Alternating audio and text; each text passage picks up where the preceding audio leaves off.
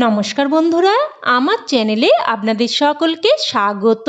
আর আজ আমি নিয়ে এসেছি হাতে মেখে সজনে ফুলের দারুণ টেস্টি একটি নিরামিষ রেসিপি, যেটা গরম গরম ভাতের সাথে খেতে একদম দারুণ লাগে।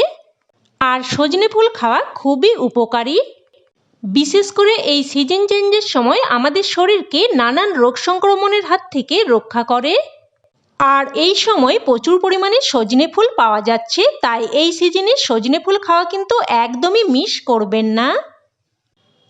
প্রথমেই আমি এখানে বেশ কিছু সজনে ফুল ভালোভাবে বেছে নিয়েছি। এবার এখানে দুটো মিডিয়াম সাইজের আলুকে এইভাবে লম্বা মতো করে, ঠিক আলু ভাজার মতো, তবে আলু ভাজার থেকে একটু মোটা মতো করে কেটে নিয়েছি। এবার নিয়েছি ঈষৎ উষ্ণ গরম জল। এবার এই গরম জলের মধ্যে সজনে ফুলগুলো দিয়ে 5 মিনিট ভিজিয়ে রাখবো। আর এই গরম জলের মধ্যে সজনে ফুলগুলো যদি কিছুক্ষণ ডুবিয়ে রাখা হয় তাহলে কিন্তু তেতো হওয়ার সম্ভাবনা থাকে না। এবার আমি একটা মশলা রেডি করে নেব। তো একটা পাত্রের মধ্যে নিয়ে নিলাম 1 চামচ সাদা সর্ষে, হাফ চামচ কালো সর্ষে, হাফ চামচ গোটা জিরে, আর নিয়ে নিচ্ছি দুটো কাঁচা লঙ্কা। তবে ঝালটা আপনারা আপনাদের স্বাদ মতো দিয়ে দেবেন। এবার এর মধ্যে অল্প একটু লবণ দিয়ে শিলেতে করে বেটে নিচ্ছি, তবে আপনারা চাইলে মিক্সিং জারেও বেটে নিতে পারেন। তবে সর্ষে কিন্তু শিলে বেটে নিলেই বেশি ভালো হয়। তো বেটে নিয়েছি। এবার এদিকে 5 মিনিট মতো হয়ে গেছে। এবার সজনে ফুলগুলোকে জল থেকে ছেঁকে নিয়ে ভালোভাবে ধুয়ে নেব। এবার আমি যেই কড়াইতে রান্না করব সেই কড়াই নিয়ে নিয়েছি, তবে গ্যাস কিন্তু অন করিনি। এবার ওই কড়াইয়ের মধ্যে কেটে ধুয়ে রাখা আলুগুলো দিয়ে দিলাম। এবার ধুয়ে রাখা সজনে ফুলগুলোও দিয়ে দিলাম। এবার দিয়ে দিচ্ছি পরিমাণ মতো লবণ। আর সজনে ফুল কিন্তু অনেকটাই কমে যায়, তাই সেই বুঝেই কিন্তু লবণটা দেবেন। দিয়ে দিলাম পরিমাণ মতো হলুদ আর অল্প একটু লঙ্কার গুঁড়ো। তবে আপনারা চাইলে লঙ্কার গুঁড়োটা স্কিপও করতে পারেন। এবার বেটে রাখা মশলা দিয়ে দিচ্ছি। দিয়ে দিচ্ছি দুটো চেরা কাঁচা লঙ্কা। এবার এর মধ্যে 2 চামচ মতো সর্ষের তেল দিয়ে দিচ্ছি। আর এই রান্নাটা কিন্তু অবশ্যই সর্ষের তেলেই করতে হবে। এবার দিয়ে দিচ্ছি অল্প একটু জল। মোটামুটি আলুগুলো সেদ্ধ হবে সেই মতো বুঝেই কিন্তু জলটা দিতে হবে।